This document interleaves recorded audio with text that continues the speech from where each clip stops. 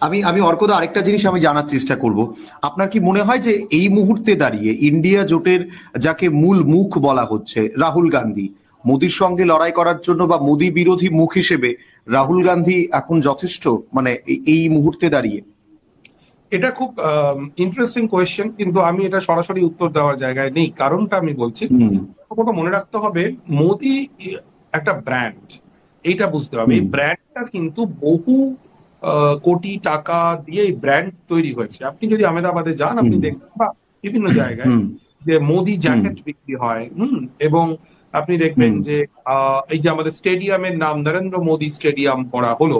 কাজেই জীবিত একজন নেতা, তিনি জীবিত আছেন। আমি চাইবো তিনি বহুদিন জীবিত থাকুন, আমাদের দেশের সেবা করুন, কিন্তু তার নামে একটা স্টেডিয়ামের নামকরণ করা হচ্ছে তার রাজত্বকালে, তিনি যখন প্রধানমন্ত্রীত্বের সেই সময়। এটা তো বেশ এটা এটা বোঝায় যে আসলে এটা ভালো খারাপের বাইরে গিয়েও এটা একটা ব্র্যান্ড নির্মাণ করা। এবং এই বিনিয়োগ, আপনি তো গুড় যত ঢালবেন তত মিষ্টি হবে, সেটা ফুটবল টিম গড়ার ক্ষেত্রেও সত্যি, তেমনি রাজনীতির ক্ষেত্রেও সত্যি।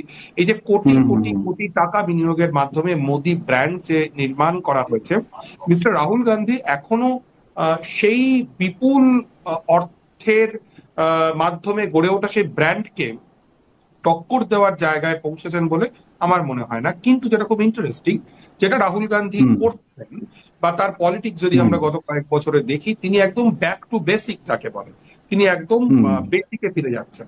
আমরা জানি যে ভারতবর্ষের রাজনীতিটা হাঁটার কোনো বিকল্প নেই, সেটা একদম সেই মহাত্মা গান্ধীর সময় থেকে আমরা দেখেছি যে দীর্ঘ দীর্ঘ পথ পরিক্রম করা, মানুষের সাথে কানেক্ট করা, মানুষের সঙ্গে কথা বলা, এর কিন্তু সত্যি কোনো বিকল্প নেই। রাহুল গান্ধী জানেন যে তিনি এই যে নরেন্দ্র মোদী ব্র্যান্ডের মতো রাগা ব্র্যান্ড নির্মাণ করা কংগ্রেসের পক্ষে একেবারেই অসম্ভব। বা সোশ্যাল মিডিয়ায় যে পরিমাণ অর্থ বিজেপি ব্যয় করে, ইলেকটোরাল বন্ডের পরে আমরা এটা বুঝতেই পারি যে এটা কোনো লেভেল প্লেইং ফিল্ড নেই, এটা প্রায় একটা অসম লড়াইয়ের জায়গায় দাঁড়িয়ে রয়েছে। কাজেই রাহুল গান্ধী তার খুব ইন্টারেস্টিং যেটা আমার লেগেছে, যে তিনি একদম বেসিকে ফিরে গেছেন।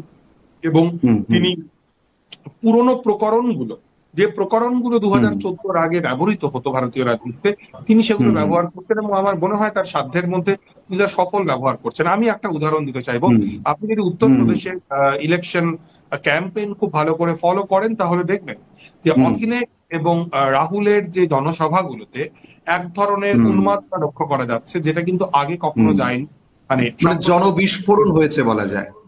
জনবিস্ফোরণ হয়েছে, এবং এই জনতা, তারা তারা যে খুব ডিসিপ্লিনড মাস এরকমটা নয়, কিন্তু এটা বোঝা যাচ্ছে যে তারা যতটা না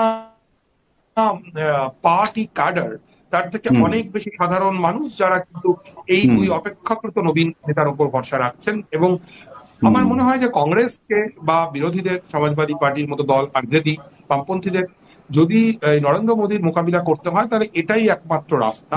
কারণ তুমি কখনোই তোমার প্রতিপক্ষর মাঠে খেলে জিততে পারো না, তোমাকে নিজের মাঠে খেলতে হয়। নরেন্দ্র মোদীর যে ব্র্যান্ড, সেই মাঠে খেলে বিরোধীদের পক্ষে যেতে সম্ভব নয়।